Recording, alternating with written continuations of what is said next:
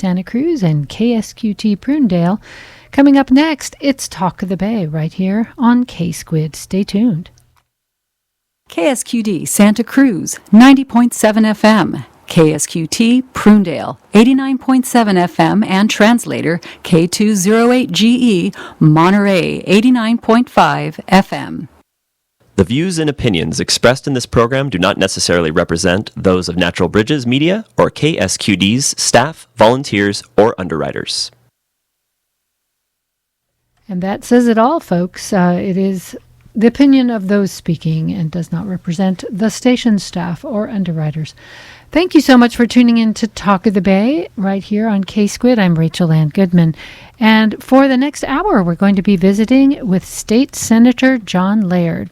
John has occupied a number of different positions in his life, going all the way back to when he was mayor of Santa Cruz. He was supervisor, he was an assembly member, he was head of the Natural Resources Department at the state, and now he is state senator representing a big swath of our listening area. Welcome, John Laird. It's a pleasure to be here. Great to have you. So the way this hour is going to work is we're going to cover a whole bunch of state issues, talk about legislation and issues.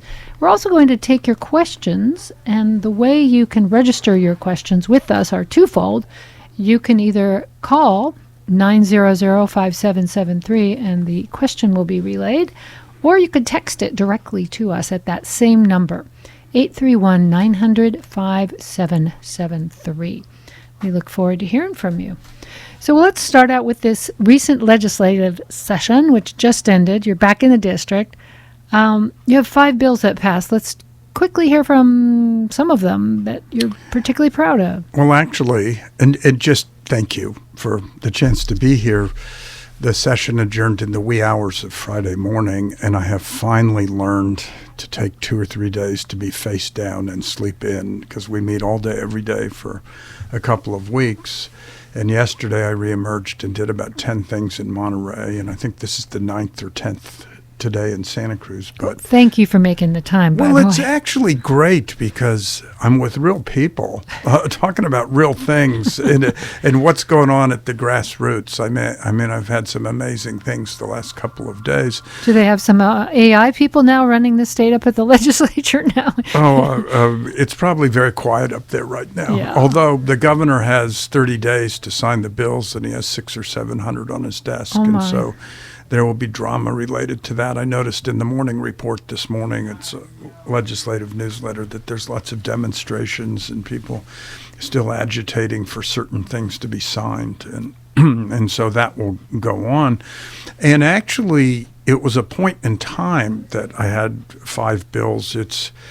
I have sent 17 to the governor. I think he signed the 6th, and I am waiting on the other 11 to see what he does. And there were a few big ones, or some that have gotten some notoriety.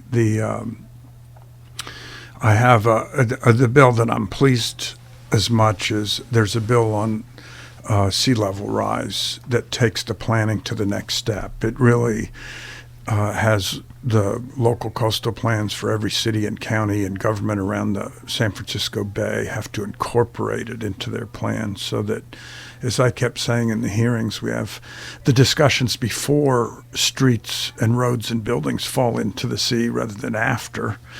And what happened in the atmospheric rivers this year is just a sign of things to come. And I'm not sure that we're fully accepting of how dramatic some of this will be over time. And we really have to have these conversations so people understand. And I'm sure you've had a lot of discussions on your show since the atmospheric rivers, but I talk or communicate with Gary Griggs regularly. And there was this moment in the atmospheric rivers where the governor was coming down to Seacliff Beach and Capitola. And my successor called me and said, is there anything that we should say you think when we're down here? And I said, well, there's one thing you shouldn't say. You shouldn't stand in front of the seawall that's washed out 6 times in the last 60 years and immediately pledge to rebuild it. You should think about it this time. Just have a discussion, because that's clearly not the way things are going. And I think that is the real decisions that people at the local level, that happens to be a state park, but people are going to have to make. And so that was just one of them, and I had to take a few amendments, but I don't think they were. Somehow the governor interpreted the bill as mandating that the state would pay for all improvements caused by climate change, and they said, please take an amendment that specifies we don't have to do that. And it was sort of like, I sort of said to my leg staff, well, we never had to do it in the first place, so let's take the amendment and call it a day. And so I think it's positioned well for him to sign it. I've always thought zoning was the tool, and the Coastal Commission laws was the tool that was going to work best for pulling back away from the coast, not building, right on the ocean, maybe not repairing some things. And is this bill sort of address, who's going to be doing the decision making when it comes to adaptation or mitigation, or those fun words that mean get the hell out of the way because it's happening, right? Well, the answer to your question is yes, and it's really the cities and the counties and the local governments that have to do it, but it's the Coastal Commission that really has to review the plans and say they fit. And in the San Francisco Bay Area, it's the Bay Conservation and Development Commission, BCDC, and this bill applies to the planning they do around the San Francisco Bay, because there's these issues there. I mean, all 3 airports, Oakland, San Francisco, and San Jose, are below sea level after a little sea level rise. So what is going to happen? And you have to have those kind of conversations in a clear way, because now I fly in and out of San Francisco for international flights, and I look down and just think, really? There's already a seawall there. It's already sort of in trouble. What's going to happen? And there's options to berm in the bay that sort of mitigate a different way than if you're directly facing the ocean and some of the things. And along the coast, it's so different. There's some places where there's rocky promontories. It's a different sort of outcropping. And then there's places like Pacifica where it's sand and it just constantly deteriorates next to those apartment buildings that look like they're going to fall in the ocean. So it's something that we have to do, and I'm really glad that we're sort of poised to take the next step on that. Absolutely. Well, I'm glad you're tackling that one. I wanted to ask you about something that may not have been in your legislative packet, but is certainly something I noticed while traveling around California these past few years. Is it seem to you, because you travel to Sacramento a lot, that litter on the highways of California has gotten exponentially worse in the past decade, but most recently, the past 3 or 4 years since COVID? I have noticed that between on 880 to 37, connecting 680 and 880, there's just constant trash, and it reminds me, that we used to have a really clean state. What happened?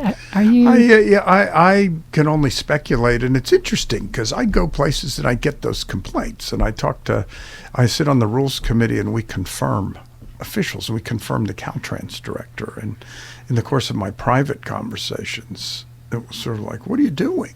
Or what are you not doing? Yeah, well, there's a couple of things, because first, a lot of it is left to volunteers. The state does not pay people to do it. I'm confident that the laws aren't really being enforced because they're hard to enforce. And then there's this other thing where we are not building many new freeways, and I'm not complaining about it, but what happens is the capacity of the existing freeways is expanded, and it really cuts down on the shoulders, and in some of these urban areas it makes it less safe to do some of that work. And so I'm not sure what the solution is, but we've been bringing it to the attention of the people that need to take some action. That's good to know. And in Japan, they don't have to go packages that you can throw out your window, and that really cuts down on trash. You have to take it home with you if you're gonna. So people bring their own. Very different society. I want to bring up another one that's kind of close to home, so to speak, for people in the Santa Cruz Mountains after CZU fires and all over the state in any rural area in the WUI, which is the cancellation of policies and the flight of insurance companies from California, leaving homeowners with nothing but the California Fair Plan, which in our case was quoted as $12,000 a year as opposed to $24,000. So what's being done about the insurance crisis, which I will call it that, because if you counted up all those homes, it would equal a huge number in California. Oh, no, it is a crisis. And it was the subject of discussion, and there was a potential deal at the end of the legislative session that fell apart. And just to put a little additional detail to what you did in your question, two major companies, and I think a third, State Farm is one, they write my fire policy, home policy. They've said they won't write new policies. And others are non-renewing. There was the horrible thing in the CZU fire where 77,000 people were evacuated, and some of them came home and found insurance cancellations after they got back after 12 days or 13 days. And it gets down to a simple equation that is very complicated politically and policy-wise. And the simple equation is that the risk has gone up because of increased climate activities, whether it's the fire or floods, things we experienced both ways the last few years in Santa Cruz County. And yet there are rate limits. And so insurance companies make the calculation that they can't recover costs, and so they pull out. And on the advocacy side, the people that put the ballot measure on in 1988 that established the insurance commissioner and the rate structure say they basically have to offer the insurance and not raise their rates. And the insurance companies are responding by pulling out. Do you think that's a political ploy to say, we'll pull out for a couple of years till you really feel the heat, so to speak, and then we'll get a deal where you raised our rates? Well, there's an analogous situation that happened before, and that was in the mid-'70s, the medical malpractice insurance, and it led to a bill where the acronym is MICRA.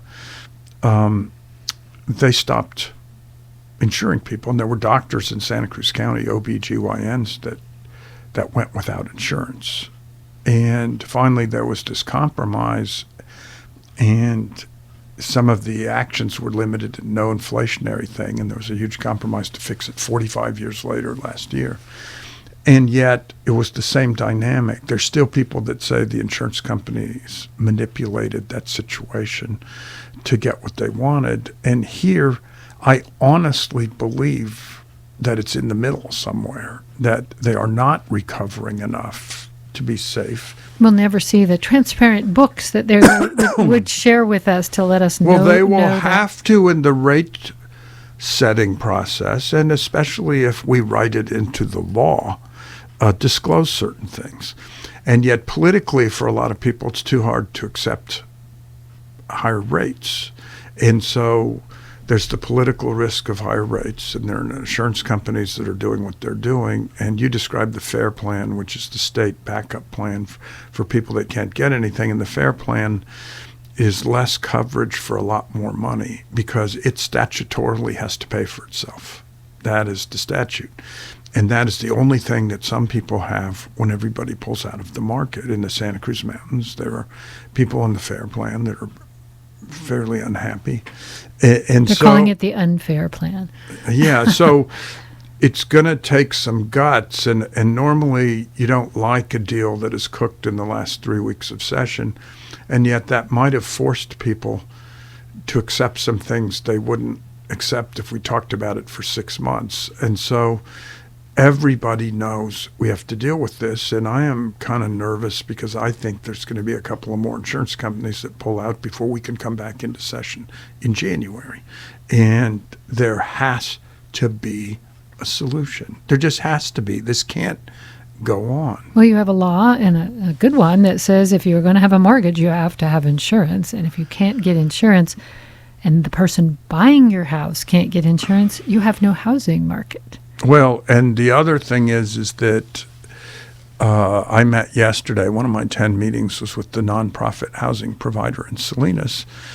And how can they provide low-income housing if they can't insure it? And they have projects coming online, and there's a question about getting insurance for them. So this is a big deal. It's huge. Do you know, and of course I don't expect you to, but I thought I'd ask anyway, because you've been close to this issue for a while when you were Natural Resources Secretary. Do you know what percentage roughly of the population is affected by this that's in the WUI? Like, is it a third, Roughly a quarter? quarter. So that's a huge number of people Yes, in and the the state. WUI is the wildland. Urban interface. Exactly. Who would it be expected to know what that acronym means? Thank you for letting me explain what we were talking about. And let me give the phone number out again in case you would like to ask John Laird a question. He is our senator. If you live pretty much anywhere within our listening area. Well, just for the record, I should say that the district changes a little next year. And when we're all done, it will be all of Santa Cruz County, all of Monterey County, all of San Benito County, which has Hollister, San Juan Bautista, Pinnacles, and then the northern 82% of the population in San Luis Obispo County. So I am losing Santa Clara County, and I'm losing the little tip of San Luis Obispo, and I'm gaining Salinas Valley, and San Benito. Well, that will pretty much mirror, except for San Luis Obispo, our listening area, now that we have 2 new frequencies. So that's exciting that you'll be in Salinas as well. A lot of driving, though, to get to San Luis Obispo. Yeah, and when you consider the scale that I'm losing 300,000 people and I'm gaining 300,000 people, it's big. And right now, because I have a portion of the city of San Jose, I think it's 3 hours and 10 minutes from one end to the other if you go above the speed limit a little bit and there's no traffic. And in certain places, there's almost never no traffic. Right, like right outside the studio that you got here. Well, let's give out the phone number again in case you would like to ask John Laird a question about anything to do with state politics, state legislators, any laws that have been passed or about to be passed. You are welcome to ask. And the number is 900-5773. You can either call that number or text that number, and we will take your question and read it out loud, and hopefully we'll try to answer it. It's a great time to be able to interface with your legislators. Sometimes at those town halls you get one shot and you don't always get up in line. So, Well, you asked about bills, and let me talk about one that's mixed and controversial that I have done. And, Dan Walters wrote a column, a statewide columnist, where he sort of trashed the bill, and I was just pleased he didn't mention my name while trashing the bill. And it's about public meetings. And there's a law that governs public meetings for the state. For the local government, it's the Brown Act. For the state, it's called Bagley-Keene. And when the pandemic happened, the governor issued an executive order that says you can have all these meetings remotely. And it governs participation. It allowed remote participation by the public. And then his executive order expired on June 30th. And we learned some things. And Bagley-Keene was enacted the first time in something like 1961, and there wasn't a computer. There wasn't an Americans for Disabilities Act. Pandemic was not what we thought was on the horizon. And so I have done a bill to continue some of the remoteness, and public meeting advocates and First Amendment advocates has attacked it, saying you need to have a right to see people in person. You need to do this. And the bill basically says that you have to have a majority quorum present in one location. For the first time, you allow remote participation. That is not allowed. You generally had to come to meetings in Sacramento to do it. And that if you have a disability or you're a senior that can't travel, you can count eventually toward the quorum and allow it to be remote. And then it's all the things like if you are remote, you can't turn your camera off. if the system goes out electronically, you have to stop the meeting. You try to deal with the real issues that we discovered during the pandemic. And I think that in the end, that bill got off comfortably in each floor. The First Amendment advocates still aren't happy. But I think and I took a sunset, so it only goes for 2 years, so we can see that it really works. But the idea, meeting costs went down by 90% during the pandemic. People participated at record levels. You should stare people in the eye in a public meeting, but you should also allow some remote access and allow people with disabilities to be able to participate. So I think we struck a good balance, but it's controversial. I imagine so. And so is, in higher education, we're dealing with the same thing. There was a class that didn't fill because many classes didn't fill because many people were hoping to take them online. They got used to it during the pandemic, in other words, and really liked not having to drive or not having to rent in Santa Cruz for the summer, for that matter. So that does ring a bell with those of us in academia noticing big changes that occurred during COVID that are lingering, in fact. If you just joined me, this is Talk of the Bay. I'm Rachel Ann Goodman. We're going to take a mini break here and take some of your calls and questions. If you want to ask one, it's 831-900-5773, and that is also our texting number, so please consider texting. And coming up at 6 o'clock, John Malkin will interview jazz drummer Terry Lynn Carrington. She'll perform this weekend at the Monterey Jazz Festival, presenting her work with Angela Davis and Gina Dent on the abolition of police and prisons. Her new album features jazz compositions by women and won a Grammy this year. That's tonight at 6, right here on K-Squid, your local community radio station.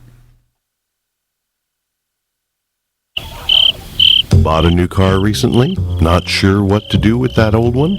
How about donating it to K-Squid? We'll take it off your hands and you'll get a tax deduction. Visit our website, ksqd.org, and follow the support menu.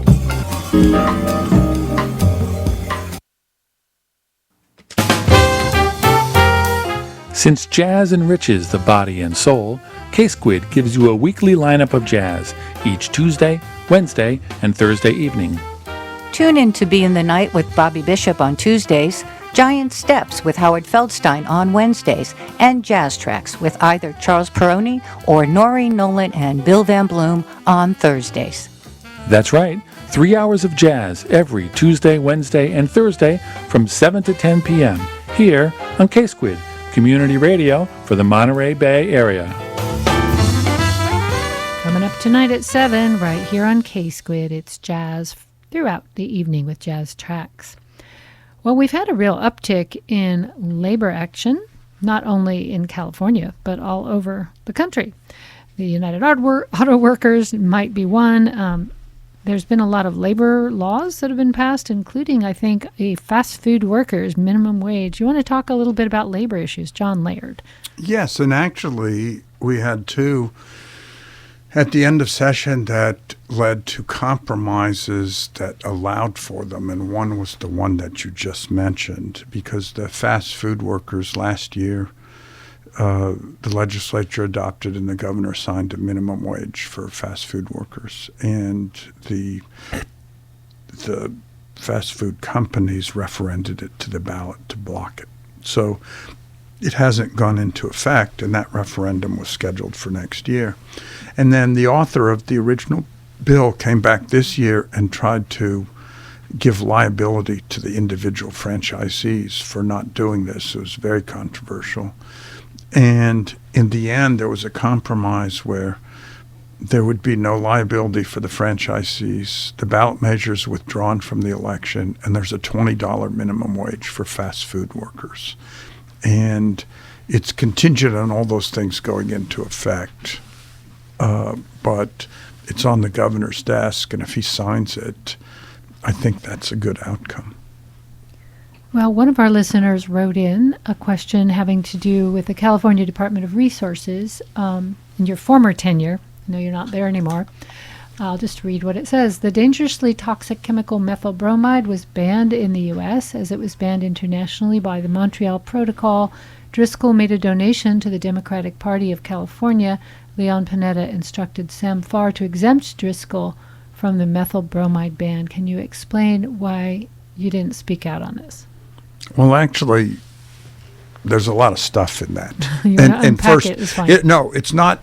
That was as much at the federal level. At the state level, it's not in natural resources. It's in the environmental EPA and the Department of Pesticide Regulation. I don't think it was due to speaking to people that things happened, and because there is a process. And the real thing, a lot of us spoke out on methyl bromide when that was going on. I mean, the heat of that issue has passed, and it was stopping it at a certain time and trying to develop alternatives in the however many 5 years. I'm sorry, this has already been 10 years or something in the time that was developed, and try to do alternate pesticide management or alternate things that were non-toxic to accomplish similar things.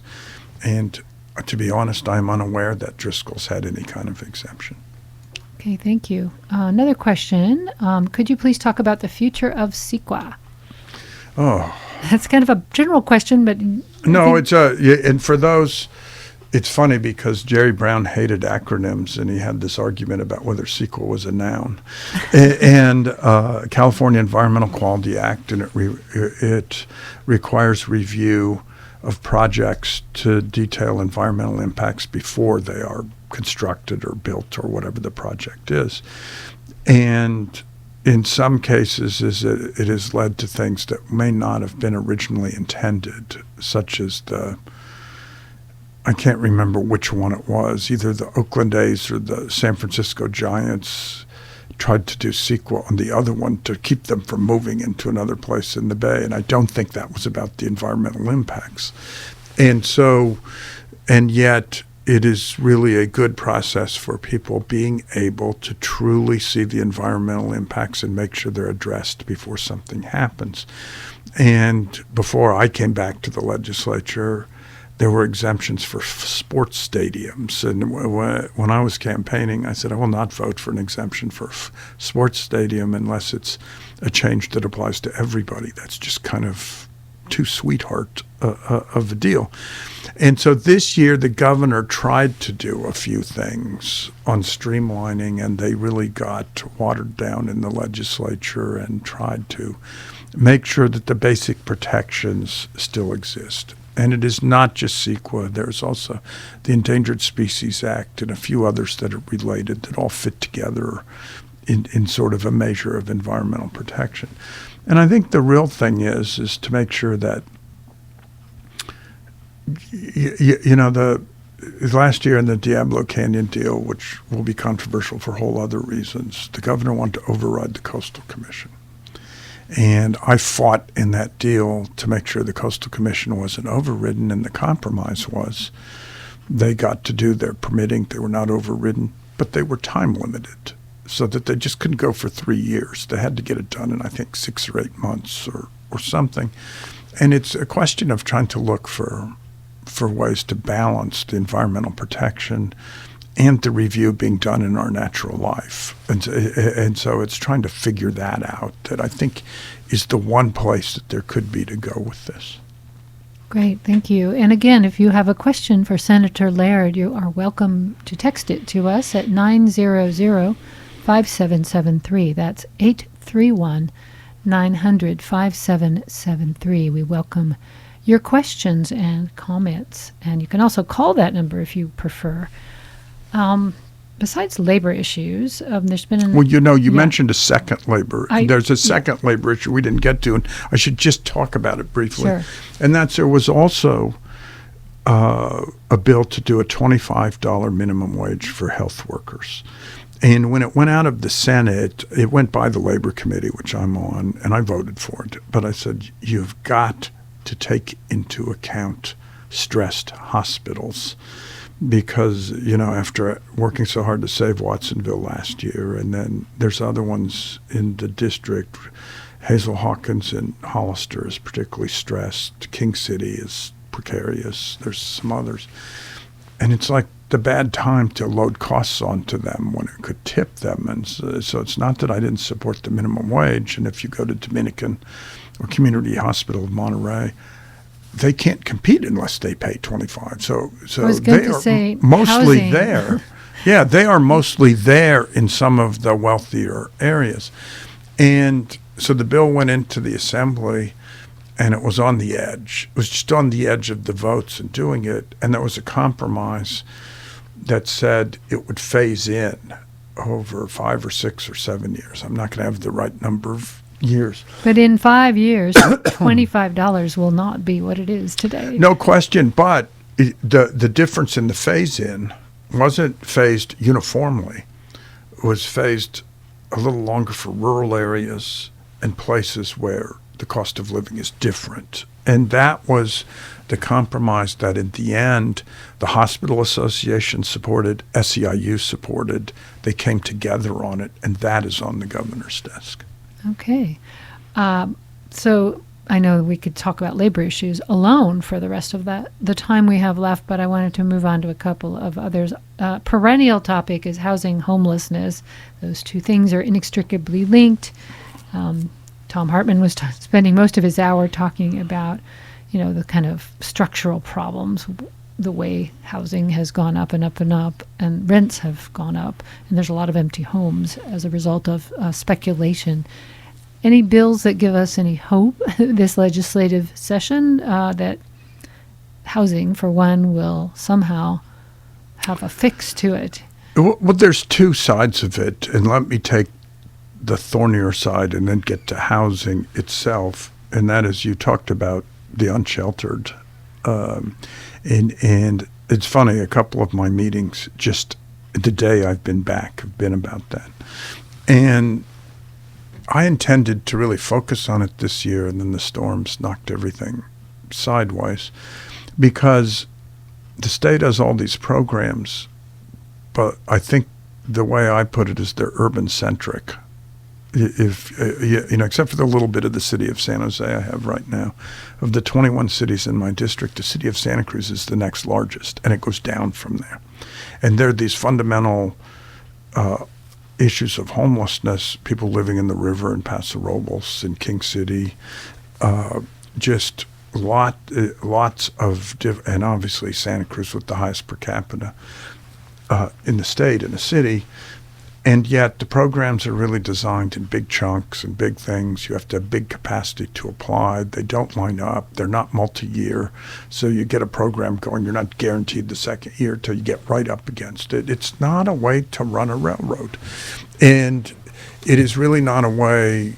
We had an oversight hearing at the beginning of the year in the Budget Committee, and we had the health director, and the health director said, secretary, said there's this great thing under the reform of Medi-Cal, street teams can now be funded through Medi-Cal. And, and I'm amazed I'm not hearing from cities. And I said, how do they know? I said, I was a mayor. How would I know? And it was sort of like, we have a website. Go to the website. How would I know? You know. Even go there, yeah. Yeah, and those are traditionally programs that go more through the county. And that's part of the problem. I mean, there's tension here. The city likes to blame the county. And the county doesn't feel like it has accountability for a lot of it. And so 2 years ago, with Mark Stone's help, I got $14 million in the budget for the city of Santa Cruz. And the problem is they kept busting these campgrounds, and they would just reassemble because there was no change in anything. And so when the campground was dismantled on the benchlands last December, and thank God, because it was right before the storms where water was flowing through there, they offered every single person housing, and they could document it. It's one of the rare times there was not a lawsuit on a campground, but only 40 or 45% of the people took the housing. And they have the armory, and they only have money for the armory till July 1st. And it's not a permanent solution, but it's part of the solution. It's getting people a roof over their head at night. And so, and you look at Phil Kramer and what he's done not far from where we're broadcasting at Housing Matters. They do everything. They do a little bit of everything. They for a while had a locked ward. They have transition of people coming out of hospitals so they're not in the street. They have tiny houses. They have loss. They have family and children shelter. They have an outpatient clinic. They have showers and mail and clothes and food. And they realized, even though in that program looking for housing is a precondition for participating, that unless they actually provide some new housing, the second part of your question, so now they're building whatever that is, 112, 118 unit, low income. That was $44 million. It was a Herculean effort to raise the money. And we probably need whatever it is, 3, 4, 5, 7 more if we're really going to dent the situation. And you go over on the housing side, some of the bills this year, detached parking requirements because that increases the cost of housing and delays things. There were bunches of things like that were done. There was renewing the certain things about expediting housing in certain processes and different things. But to me, there's these goals, and you can get to the market rate stuff. And yet it's the lower end that there's no subsidy for, and so the cities and the counties can maybe facilitate enough of the market rate, but they can't deal with the low end, and that's where the state should be providing subsidies because it's density bonuses and things that get you somewhere, but they don't get you where you need to go. And there's labor disputes where for the nonprofit housing providers, people want project labor. If you have project labor under the nonprofit construction model, it doesn't pencil out the same way. And yet the labor unions say appropriately, well, our workers can't live here. Why shouldn't we have salaries that allow that to happen? So it's trying to navigate all this. And the RENA stuff, another regional housing allocation program, gives cities and counties requirements for how much they have to build, and it hasn't worked for a number of years, and there's more teeth.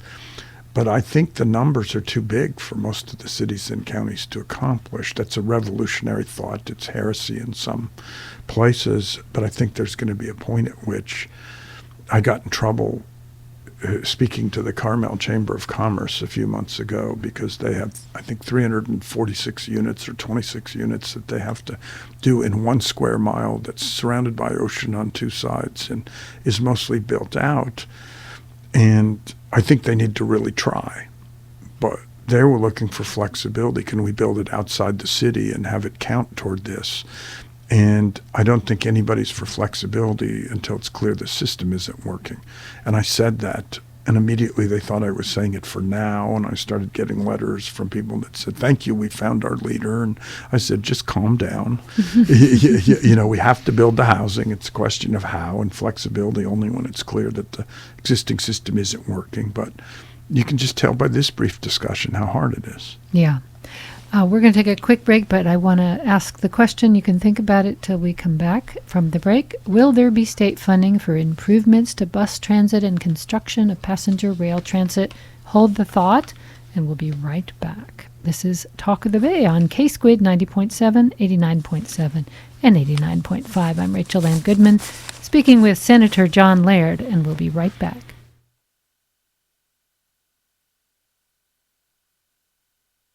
KSQD thanks the Santa Cruz County Housing for Health Partnership for their support. Bringing together resources and services focused on resolving homelessness, the Housing for Health Partnership is a collaboration among the county and local cities, housing providers, and people with lived experience. Learn more at housingforhealthpartnership.com. Thank you, Housing for Health Partnership, for supporting KSQD.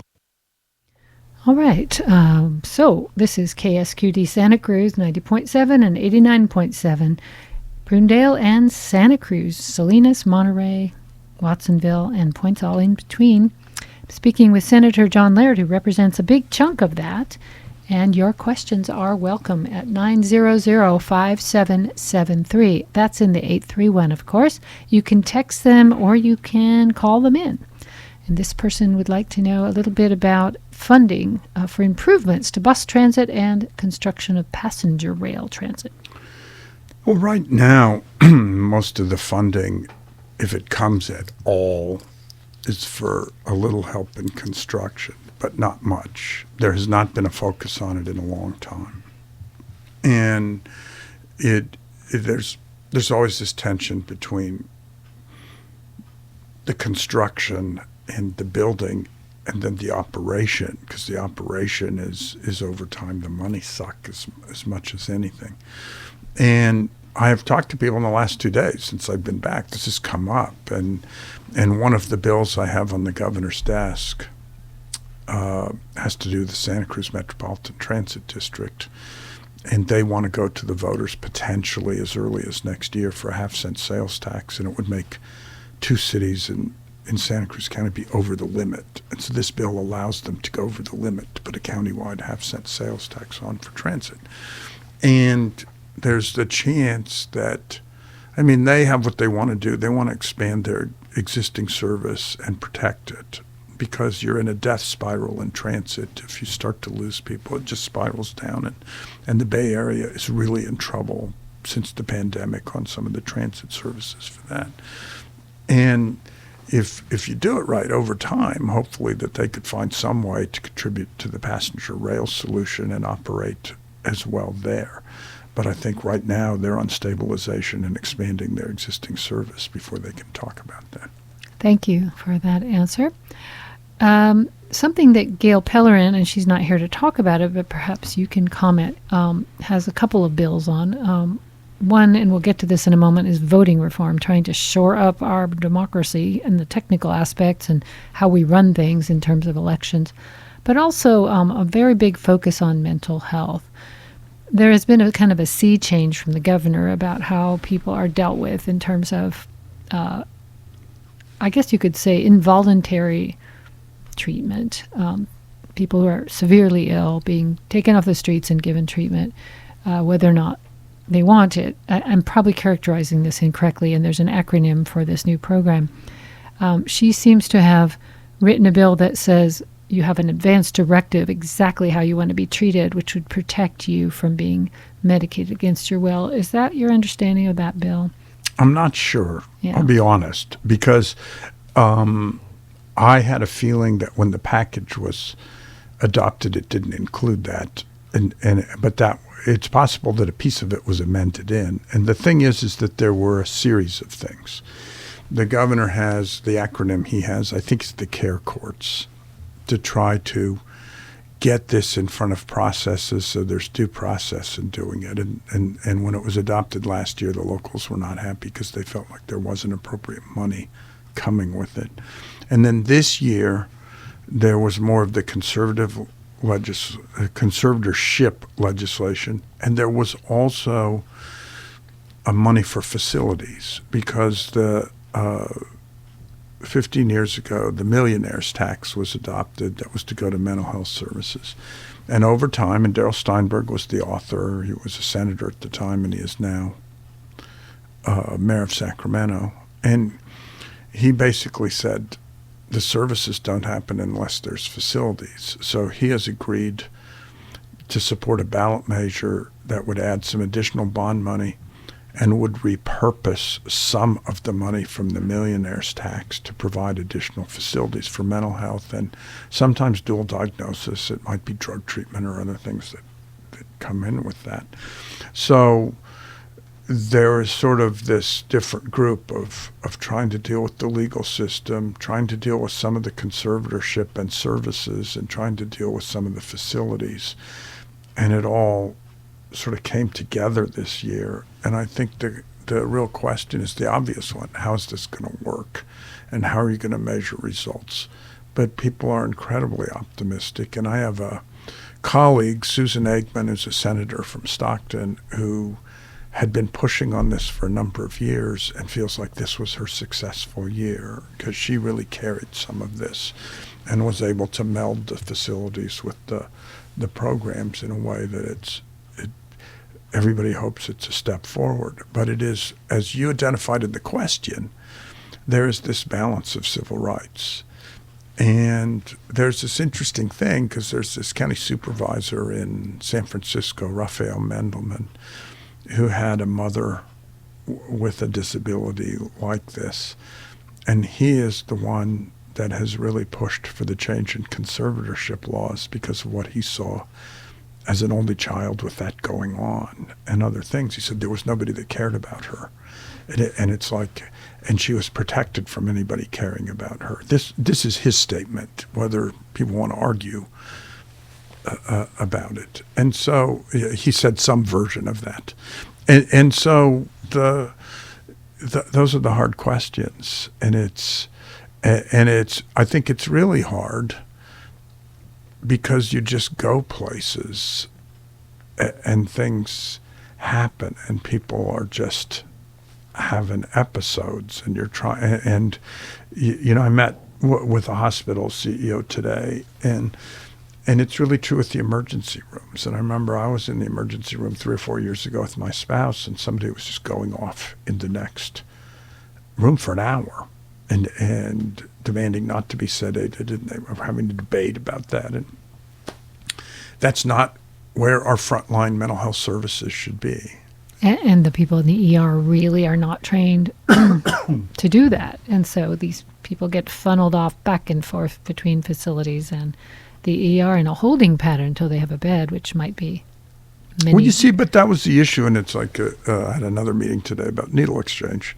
And in the whole, when I was involved in it 30 years ago with the Santa Cruz AIDS Project, loosely, because it was an independent program, the real thing is that at that time it was against the law to exchange syringes. And so if you were a volunteer and you were willing to risk arrest, it developed this trust that for a while it was the number one way that people went into treatment, because they trusted somebody in this. And yet you would have that right moment, they'd be ready to make the decision, and there would be no bed.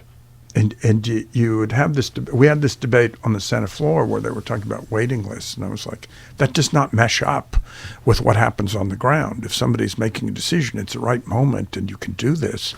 Really, a waiting list? Really? That like solves something? And that was one of the arguments for more treatment beds or more treatment facilities. So I'm sorry, I feel like we're just talking about intractable problems. Well, but then these bits of legislation maybe ideally will move them forward incrementally. Of course, they're not. Incremental change isn't what most people would like to see. And that's the hard part, is the political process doesn't always yield big solutions and big movement forward. Every once in a while, it seems to. Well, no, but the thing about it, what it does is that it yields directions that sometimes work and starts you in the direction. If you really realize that people are getting treatment, they're turning, it's for the good, even if it's a small scale or even if there's a lot of reluctance at first, it tells you something. And unfortunately, the thing that happens frequently is the public is farther along than their elected officials. And what you're trying to do is just ratify where the public is in some way. And there's such inertia, and there's sometimes political fear that it's really trying to get people to have the courage to take the broad steps to really move it along. And I think that's one of the great things about being older and doing this, and having a bunch of experiences. When we were doing Watsonville Hospital last year, where I did this bill in 19 days, which just is unheard of. And we had to, because I think it was a few days old when the bankruptcy court accepted the bid from the new district. I had to go to a legislator and just say, I can't say it on the air, but get the out of the way. We were like saving this hospital. Just get out of the way. And I never would have done that in my and you probably can only do it once a session, but we had to save that hospital. It's like there was just no margin in that. So yeah. Well, I want to stay on state issues, but I'm also incredibly curious what you think about federal political machinations. We're in play for the first time in a long time with a Senate race. We have Barbara Lee, we have Katie Porter, and we have the third person, Adam Schiff. So you want to say anything about how that's all going to play out? Or I don't know how it's going to play out, and I know them all.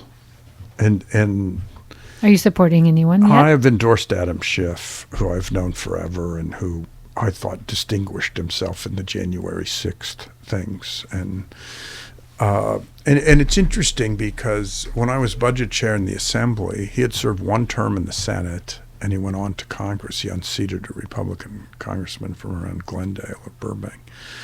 And he and Tony Cardenas, he was a senator, Tony Cardenas was a assembly member. They now both serve in the House. They had done a youth justice and rehabilitation measure, and every year they flew back to Sacramento and lobbied for it and made sure that people didn't lose sight of it. And I got to know him in that, and I appreciated his passion for something that I don't know of a time that somebody comes back and lobbies for something after they've left, and he'd done it. And then just got to know him over time. But I don't really know Katie Porter well. I've just met her. But I know Barbara Lee for years, and she's a fighter and casting the only vote against the Afghanistan war, which has turned out in retrospect to be just one of the best votes probably since Jeanette Rankin. It's so nice to see someone standing against the status quo, and bravely so, I must add. Well, and you have different generations represented in these three people, too. So we have. Well, I have to say it's hard because, I always was interested in sometime going to Congress, and I'm really glad that I didn't because it's a mess. But you can't really start late. It is really hard. And it's like, and I don't want to fault Barbara Lee. I mean, geez, I have a 99-year-old mother. If Barbara Lee lives to 99, she could have 4 terms in the Senate. So far be it from me to say anything. But you just need time to accumulate the seniority and the relationships and things. And but nevertheless, she's a powerhouse. Yeah. Well, leadership is another question I was going to ask you about. Just going back to the state for a moment, you have a new speaker. How's that working out? I feel good about it, but I'm a good friend of his. And the thing about it is the jury is still out, and I don't mean that in a negative way. He's been speaker a couple of months, and he made this is Ricardo Lara. No. Sorry. This is Robert Rivas, He's from Hollister. He's a Central Coast person. Okay. And he's grew up as raised by his grandparents with his brother and farm worker history, and I mean it is really a rags to riches success story, and nobody from San Benito County almost ever got elected to that the assembly seat except by accident once with Peter Frisetta. And so is that the cowboy yield? Yeah, who always did the TV commercials with his horse. And so here's Robert, and it was a messy election, and so he made the decision to replace the majority leader and to replace the presiding officer, the Speaker pro tem, and essentially nobody else. But since one of those people had been chair of the Elections Committee, it opened it up for Gail Pellerin to go to elections, and it opened it up for local government where the other one was. But he has not made other changes, so he is still going to be naming a budget chair and an appropriations chair and chair of natural resources and chair of judiciary. And are you interested in any of those positions? Well, no, they're in the Assembly. I'm in the Senate. Right. Okay. It's like, but we're having a leadership change too, and it's going to be gradual, and it's unclear what's exactly going to happen. Great. We just have about 5 more minutes of Talk of the Bay here with John Laird, and I'm not sure what the last question should be, so I'm going to throw it to you. Anything we really missed? I mean, there's so many big issues facing California.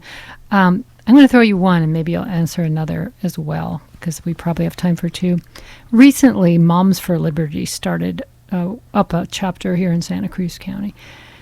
There's a huge frontal attack on LGBTQ rights, and you've been at the forefront of fighting for them all these years. You're one of the only out mayor, first out mayor of a major city, etc. How do you see this playing out in our state, even though we think we're in a bubble? We're not. Well, we're sort of in a bubble, but the problem we have is that we have 40 million people and we have real diverse communities. And so this is happening in Temecula and for some strange reason in Sunol by Pleasanton and Fremont. And and in a few places, and it has really turned it into a partisan frontal attack. And it's on trans issues, it's on general LGBT issues. There's still some reproductive stuff, rights that are left in the middle of that.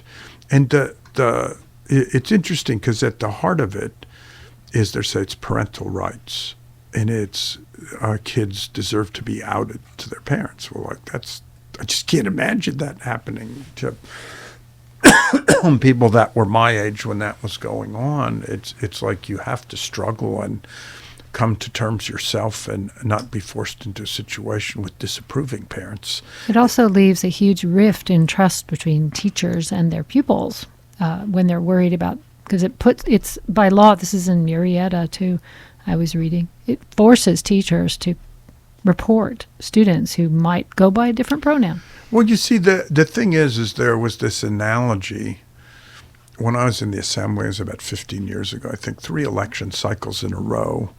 There was a statewide ballot measure that gave parents rights up to 18 to control the reproductive services their kids would receive. And each time it started out ahead in the polls. And Planned Parenthood did this polling, and it was really smart. It was like they were trying to figure out the right messaging, and they got down to this thing like, you're a good parent, you can manage it, but there's that family down the street. And I guess everybody has a family down the street that they think isn't handling it one way or another. And each time that messaging turned the ballot measure around. And I don't know what it is here, but I know that, and it finally got out there in public, I think we're going to do some polling, not because it's going to decide whether we're for or against this, it's going to decide what's the best messaging to fight this, because this is just wrong in the face of it. And one of the bills I have on the governor's desk is, I had this incident that happened in the district the year before last where it's graphic. Pride flag was pulled down at Paso Robles High, and something very graphic and horrible was done to it. And it was broadcast on social media. And the school board wouldn't do anything. The administration wouldn't do anything. And so the students, God bless them, these 16 and 17-year-old students organize a town hall meeting. 375 people come. It becomes a front page story. It gets covered all over the place. And the school board reverses itself. The administration reverses itself because the kids stood. I mean, we honored them last year on the Senate floor. And so I did this bill this year that came from the students that talked about having a statewide LGBT advisory committee that talks about these issues with the state schools chief, and that they have a voice. They talk about it as this is going on. And that bill is on the governor's desk, and I feel it's good that he will sign it. John Laird, I want to thank you for being my guest today on Talk of the Bay. I really appreciate your time. Thank you. It's great to just talk thoughtfully for a while. Yes, and indeed. It's great to be home. Welcome back. Glad to have you. This is KSQD Santa Cruz. I'm Rachel Ann Goodman. That was Senator John Laird. Coming up next, it's first person singular, and that's followed by John Malkin's show. So stay tuned for an interview with Terry Lynn Carrington after that at 6 o'clock. This is KSQD Santa Cruz. KSQD thanks Edible Monterey Bay Magazine for supporting this program. Edible Monterey Bay Magazine delivers a story on local food and drink across the region through its quarterly magazine and weekly newsletter. The summer issue is now available. Readers can sign up for the weekly newsletter at ediblemontereybay.com. Thank you, Edible Monterey Bay Magazine, for supporting local community radio. K-Squid.